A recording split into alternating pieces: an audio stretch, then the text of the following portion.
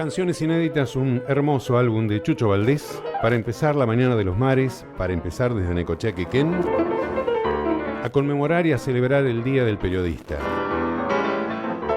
Y particularmente a mí, si hay alguien que se merece ser honrado hoy en el aire de Radio Maestra en Necochea, Quequén, y creo que en muchos otros lugares, es el periodista, y pónganlo con mayúsculas, Enrique Vázquez, que ha tenido la enorme amabilidad de atendernos. ¿Cómo estás, Enrique? Feliz día.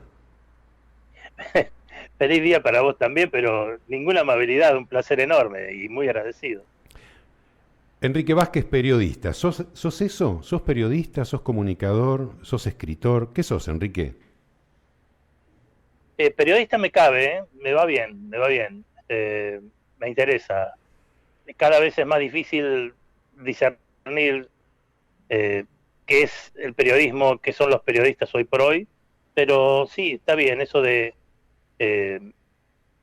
brindar información a un público vasto, heterogéneo, geográficamente disperso, valiéndose de medios adecuados. Sí, me cabe lo de periodista. Bien, te cabe a vos. Y dijiste ahí al pasar, ¿qué es el periodista o qué son los periodistas? Que es una cosa distinta. ¿Qué es el periodismo? Sería la primera pregunta.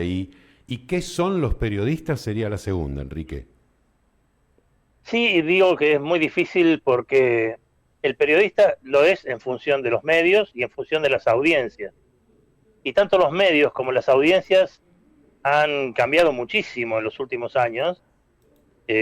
Hay decenas de miles de personas con un telefonito inteligente en las manos que graba, que filma, son corresponsales espontáneos de muy diversos medios. Ya los medios no son los medios institucionales, hay una vastedad infinita de medios y de recursos, y al mismo tiempo las audiencias han cambiado. Ahora la gente no quiere ser saturada de información y quiere solo la información que le reconfirme aquello que esa persona ya sabía.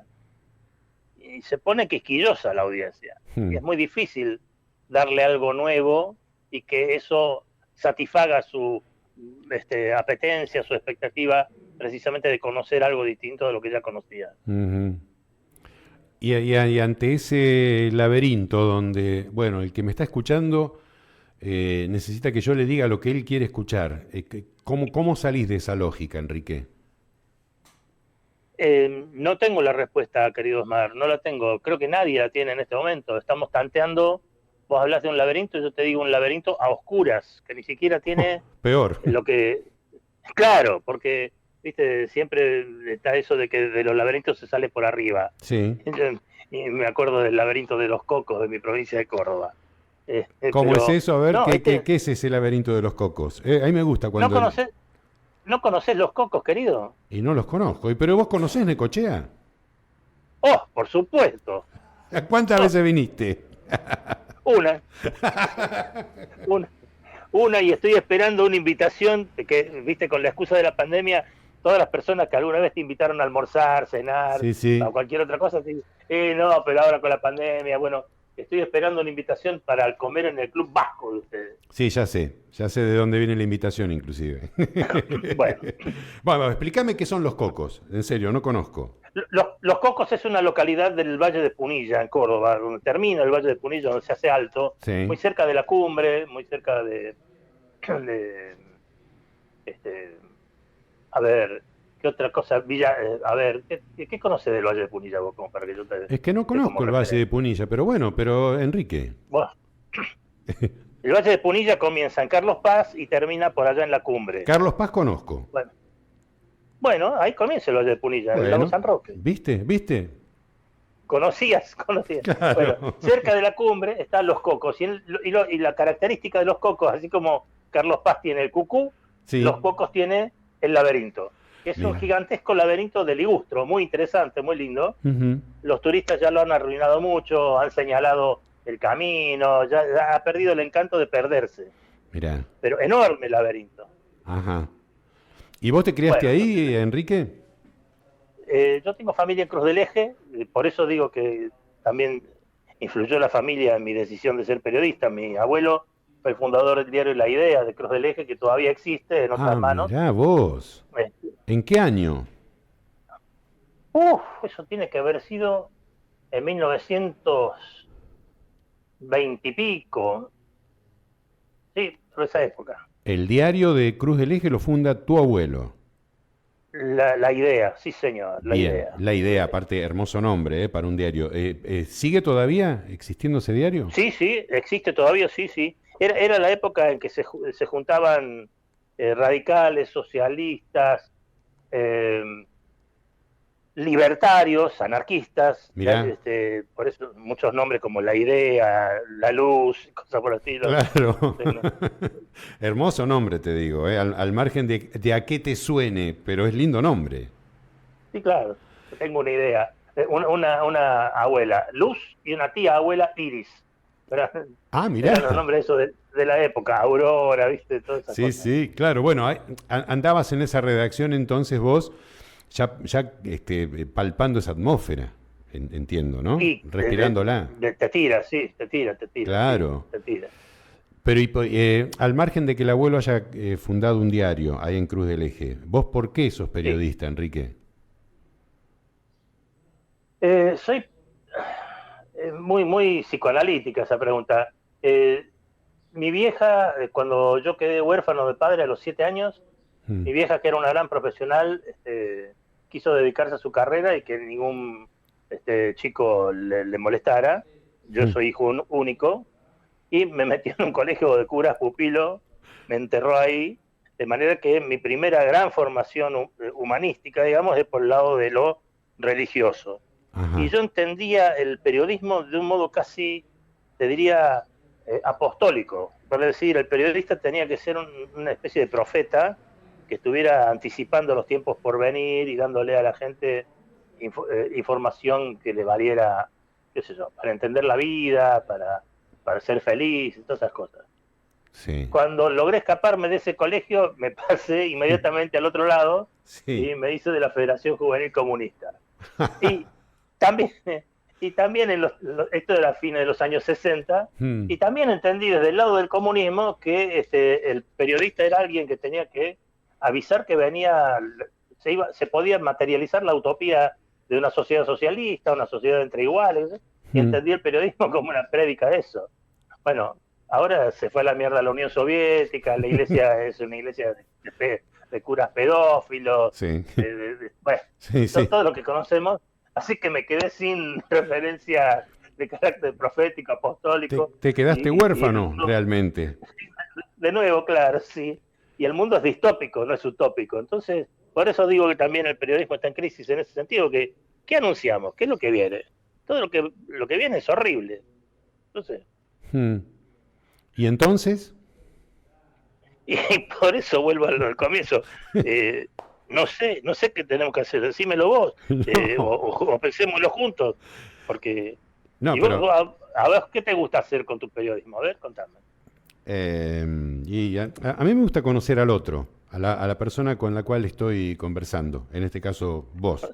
No te hagas el vivo, yo digo, no digo en este momento, con el periodismo de todos los días.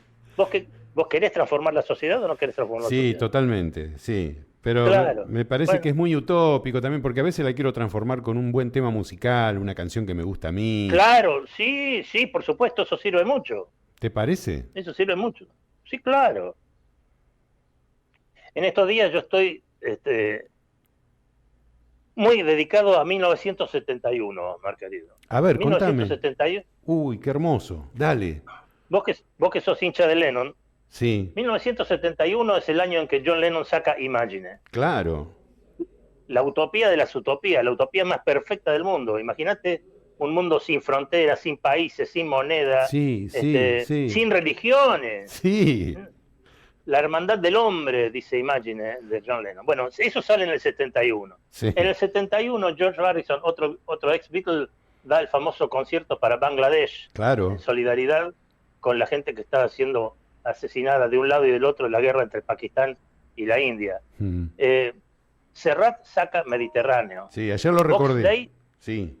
Box Day saca la Biblia. Sí. Janis Joplin publica Pearl.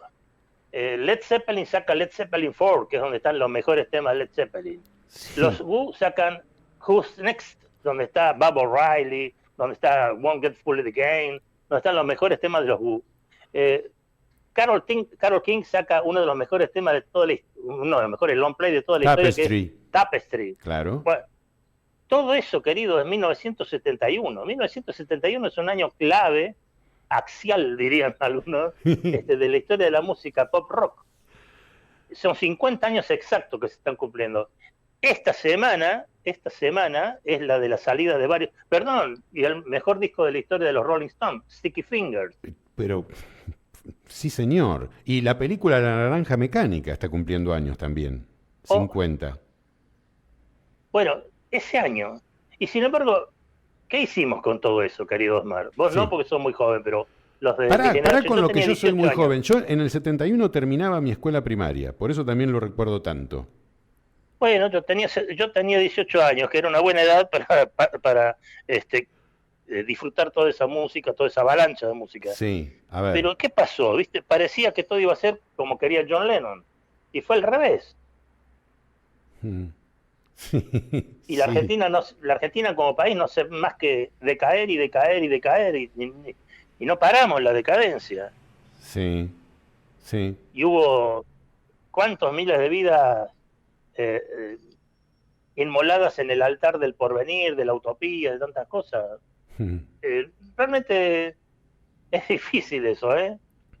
De todos modos, al margen de que en ningún momento has hablado como se habla ahora, ¿no? Desde la Wikipedia personal, ¿no? Cada vez que entrevistas a alguien empiezan a tirarte los antecedentes, los pergaminos, y vos estás en las antípodas de eso. De hecho, no existís en Wikipedia, lo cual habla muy bien de vos, Enrique, ¿eh? Claro. Claro, porque la gente te va a estar... que me da vergüenza. Sí, claro. No, pero incluso has deschavado, en términos de nuestra época, más de una estupidez que se ha publicado como verdad en Wikipedia, que es tremenda, ¿no? Los propios escritores de la Wikipedia, los creadores de la Wikipedia, están tan flojos de papeles, y vos, Enrique Vázquez, porque alguno te va a estar buscando ahora. Che, está hablando con Enrique Vázquez, Osmar, a ver quién es. Y probablemente encuentre muy pocas cosas tuyas, Enrique. No, una vez hace ya un par de años, entré en conversaciones con un posible colaborador de mi programa y el chabón no sabía quién era yo. Y fue a buscar a Google y me dice, ¿qué? No te puedo creer. Dice, vos sos Enrique Vázquez, el que se peleó con la nata. Entonces es la única referencia que tenía el tipo, era un candidato a ser productor de mi programa. Mirá vos, no te puedo creer. Bueno, sí te puedo creer, ¿cómo no te voy a creer? Si es esa cuestión que vos además la conservás como una cucarda, me parece. ¿No? No prestarte a eso, Enrique, ¿no? Lejos del show business. Exactamente. Pero hay que hablar un poco de tu historia personal, porque yo no puedo dejar pasar que de algún modo he colaborado en comprar algún kilo de pan de tu vida personal, porque yo compraba todas las revistas Humor, por ejemplo.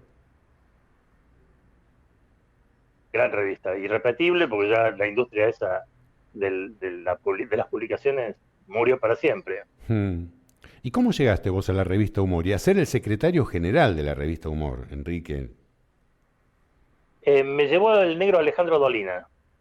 Ajá. Yo estaba sin laburo y me llevó a un almuerzo con Andrés Casioli y el resto de la redacción a un restaurante que se llamaba La Banderita, que quedaba en la calle Moreno, y con el cual Casioli tenía canje. Entonces iban una vez por semana, morfaban todos, chupaban a lo bestia y pagaban con publicidad de la revista. Y hasta ese momento Humor no tenía notas políticas. Y Andrés la vio en el acto. Vos sabés que me sentó al lado de él en ese almuerzo y me dice, ¿qué podemos hacer con política en la revista? Y vamos tanteando. Esto era fines del 79. Ajá. Vamos tanteando.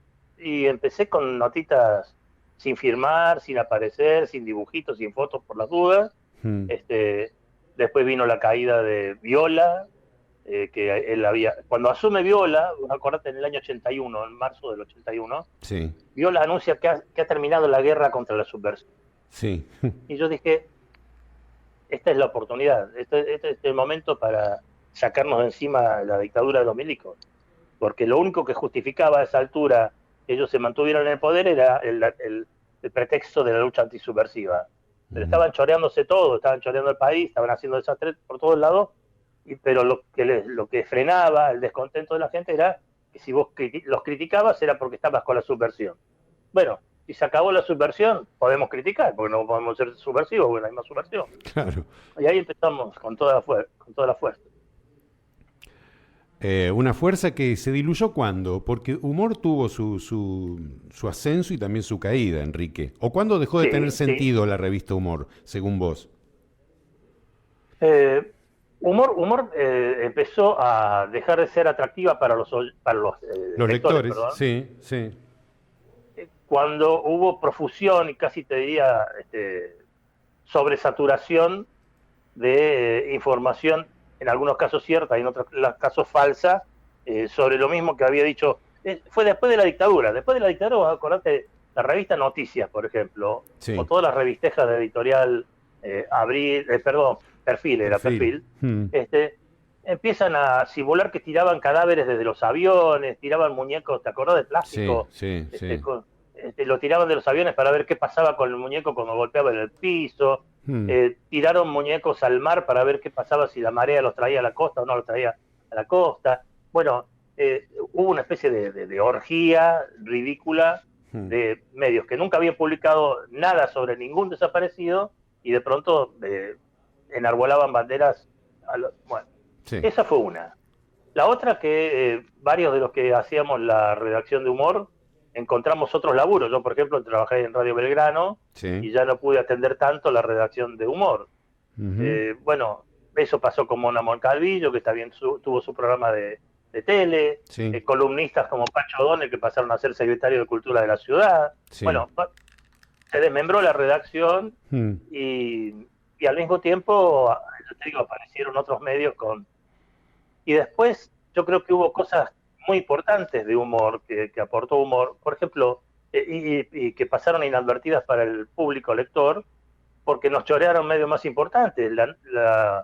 Por ejemplo, la investigación sobre la exportación ilegal de armas a Croacia y al Ecuador, la inició Humor. Nosotros publicamos las fotocopias del fax con el que Menem pretendía disfrazar la maniobra de exportación de armas como que estaba vendiéndole armas a Panamá y a Bolivia.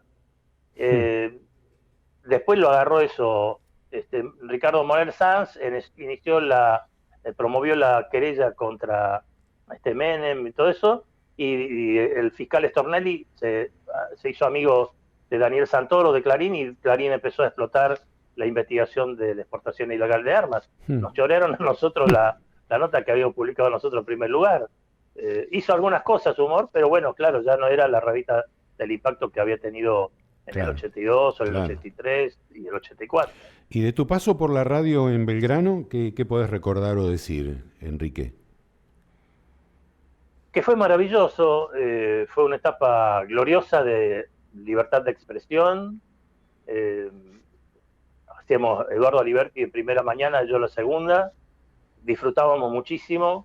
Aprendí muchísimo porque no sabía de radio en ese momento. Aprendí de verlo a Eduardo, que es un workaholic, es un loco del laburo como no conozco otro. Él llevó un equipo de gente muy, muy competente de radio, Celia Pagán, por ejemplo, la productora de él, la locutora Liliana Daunes. Yo aprendí de mi propia locutora, de Alicia Cuniverti, muchísimo. Ella me enseñó bastante acerca de algunos, lo que ahora llamaríamos tips. ¿Viste? Consejos de la radio. Un medio maravillosísimo, maravillosísimo. Y por supuesto en aquel momento con un contacto con el público fabuloso. La gente nos traía pastel de papa, que era cuando terminábamos el programa cerca del mediodía, nos traía pastel de papa, empanadas, pizzas, una cosa increíble, y además con un nivel de reportajes y diálogos con lo mejor de lo mejor. por ejemplo, Miguel Ángel Solá, no podíamos sacarnos de encima a Miguel Ángel Solá. ¿Por Estaba qué? al pedo todas las mañanas y se venía a compartir la mesa con nosotros. ¿En serio? No abría la boca, no decía nada, pero él quería participar. El hijo de Diego Bonadeo era el columnista de deportes de mi equipo. Ajá. El hijo de Diego Bonadeo, Gonzalo, que ahora es famoso, no le Sí. toca el culo ni con un láser, venía el pobrecito y se sentaba a las 4 horas que duraba el programa, se sentaba en una silla y miraba. Claro, el chico estaba aprendiendo, estaba absorbiendo todo eso, Claro. y ahora, viste, es un capo del deporte. Bueno, Sí, de sí. ese tipo de cosas, miles. Sí, qué lindo, porque lo que decís, de esos que se ponen hasta incordiosos, yo fui uno de ellos también, de ir a cebar mate o de ir a chusmear a una radio hasta que un día me dieron permiso para hacer radio. En el ámbito de la redacción de un diario también existe ese moscardón que está y termina aprendiendo, ¿o no? Sí, claro. Por aspersión, sí. Claro. Pero, Te resignás, pero otra fíjate, vez empezado otra vez, se va mate, dale, a ver, hasta que un día te dan un sueltito para escribir en el diario o saliste al aire en un programa X y terminás convirtiéndote en eso, en lo que querías, ¿no? bueno, así se empezaba en los diarios antes, cortando cables. Claro, sí, El primer laburo que te asignaban en un diario era cortar cables. Ya ir a la máquina, a la sala de máquinas de los teletipos y cortar cada tanto algún cable de la de Internacional. Bueno, así empezaban y claro, era por ósmosis. sí, claro que sí. Bueno, a mí si hay algo que me define en los medios de comunicación te vas a reír, pero te lo puedo decir a vos porque sos de riesgo como yo, sos una persona de riesgo como yo, es que lo que me define a mí en un medio de comunicación es que soy linotipista. Entonces el que está escuchando dice, mirá qué tipo raro resultó ¿qué será eso, no? La máquina más maravillosa que ha existido jamás. ¿Viste? Claro. Preciosa máquina, un prodigio de ingenio. Sí, increíble. La linotipo era preciosa. Yo podía pasarme horas mirando el trabajo en el taller del diario Córdoba, los linotipistas. Sí. Bueno, yo fui uno de ellos, Enrique. ¿En serio? Pero no me estás escuchando, Enrique, me parece. Te admiro. No, es que los linotipistas son personajes muy particulares. Y un gremio, Sí. el de los gráficos, impresionante. Sí. Lo mejor de lo mejor. El primer ministro de Trabajo de Raúl Alfonsín fue un linotipista. Contame eso. Claro, Antonio Mucci era de la Federación Gráfica Bonaerense, era un linotipista, era un poeta, radical socialista, que, bueno, había leído tanto haciendo trabajo de linotipista, pero claro, era un tipo cultísimo, maravilloso. Es que eso es lo que trato de explicar. Enrique Vázquez estaba en la redacción del diario X, del diario La Idea, del abuelo. Yo era el linotipista, entonces Enrique me traía el texto y yo lo tenía que copiar a tu texto. Claro. E inclusive a veces me tomaba la licencia de corregirte alguna coma, algún acento, algún punto y aparte, mejorando el producto. Entonces esa gimnasia, quieras o no, te cultiva muchísimo, Enrique. Sin duda, pero sin duda. Por eso el gremio, la Federación Gráfica Bonaerense, tuvo el peso que tuvo, el peso intelectual. Fue uno de los grandes gremios de lucha, de vanguardia de lucha en la Argentina. Sí, no, qué lindo lo que me decís de Mucci. La verdad que desconocía ese antecedente de él, ¿no? Como gráfico y como linotipista, además. ¿Y a dónde llegó? Sí, claro. Qué impresionante. Enrique, el laberinto es oscuro, hay que buscarle la vuelta. Vos haces tu programa entre las 7 y las 8 de la mañana. Tiene esa cosa artesanal. Vos me parece que no te podés despegar de esa cuestión todavía, ¿no? De tener el operador en radio y todo eso, ¿no, Enrique? Tengo una relación extraña con los operadores. Sí. Así como te dije que trataron de darme algunos tips, algunos me entraron y otros no. Y soy bastante difícil para los operadores. ¿Por qué? Intenso, como se dice ahora. Sí. ¿Por qué? Y porque no me siento incómodo haciendo las payasadas que hacen ustedes, los buenos conductores del programa, vos, Aliberti, por ejemplo. Yo lo veo a Aliberti y es una máquina de hacer gestos ridículos, que le hace cortina, le hace espiral, le hace todas las señales esas no sónicas al operador, y yo me cago de risa, yo no le hago ninguna señal, No. simplemente le digo, che, flaco, manda tanda, no tengo cómo estirar más, pone un disco, lo digo al aire, Claro. y que se arregle el pueblo. Claro, claro, se entiende, se entiende. ¿Qué hay que tener para ser periodista, Enrique, la última? Haber leído algún par de libros, mucha lectura, que es lo que le falta a los colegas muy jóvenes que veo ahora. Veo gente muy mal formada desde el punto de vista cultural. La confusión patética de esa pobre chica el otro día que anunció la muerte de Shakespeare. Te expresa de una manera cabal muchas de las cosas que están ocurriendo en nuestro medio. Gente que confunde palabras, confunde conceptos, que no sabe conjugar los verbos. Me alarma que eso, así como decíamos que el periodismo intencionalmente debía producir cambios en la sociedad para bien, se suponía, para un progreso, para una mejora, todas estas cosas creo que tiran para abajo. Sí, sí. Bueno, esperemos no haber tirado muy abajo lo que es el espíritu de un día donde se conmemora, se celebra, se practica y se me ejerce. metí bajoneante ahora, no, para nada. Por eso estoy diciendo que los periodistas tienen que leer. Sí, no hay otra. No hay otra, no, leer, mucha lectura. Sí, sí. Y convertirse un poco en linotipistas, ¿quién te dice? ¿No? Que es como un fetiche. Sí, claro. ¿No? Claro que sí. Leer a los que escriben, también algo que dijo alguna vez Caetano Veloso, de cómo era el tema eso de hacer versiones de grandes temas. Bueno, yo estoy leyendo a los que escribieron, y es eso también, me parece. Pasa por ahí. Bueno, te admiro mucho, Osmar, si fuiste linotipista, o sea que yo soy un admirador genuino.